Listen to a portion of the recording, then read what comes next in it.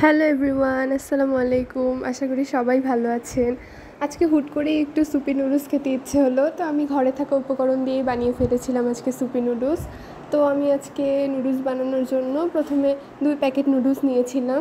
তারপর আজকে আমি চিকেন দিয়েছিলাম সুপি নুডলসে। প্রথমে চিকেনের মধ্যে একটু লবণ, মরিচের গুঁড়ো, আরও কিছু মশলা, গরম মশলা গুঁড়ো এগুলো দিয়ে ভালো করে নেড়ে চেড়ে নিয়েছিলাম। তারপর সিদ্ধ হওয়ার জন্য আমি পানি দিয়েছিলাম সেখানে।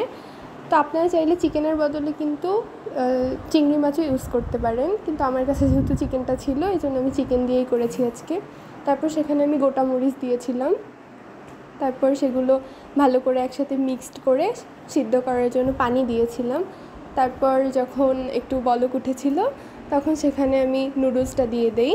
নুডলসটা দিয়ে দেওয়ার পর আমি একটু লেমন গ্রাস ইউজ করেছি ফ্লেভার আসার জন্য। এটা অপশনাল, আপনারা চাইলে নাও দিতে পারেন, কোনো সমস্যা নেই। তারপর লেমন গ্রাস দিয়ে যখন নুডলসটা সিদ্ধ হয়ে গিয়েছিল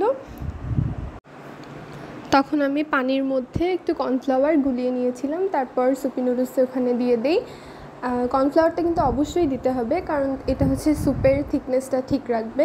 তারপর ওখানে আমি ম্যাগি মশলাগুলো দিয়ে দিয়েছিলাম। এটা হচ্ছে ফ্লেভারও আসে, আবার একটু খেতেও ভালোও লাগে, আমার কাছে ভালো লাগে, তাই আমি এটা বানালেই সবসময় ম্যাগি মশলাটা অ্যাড করি। করে তারপর একটু নাড়ানাড়ি করলেই হয়ে যাবে। Thanks for watching.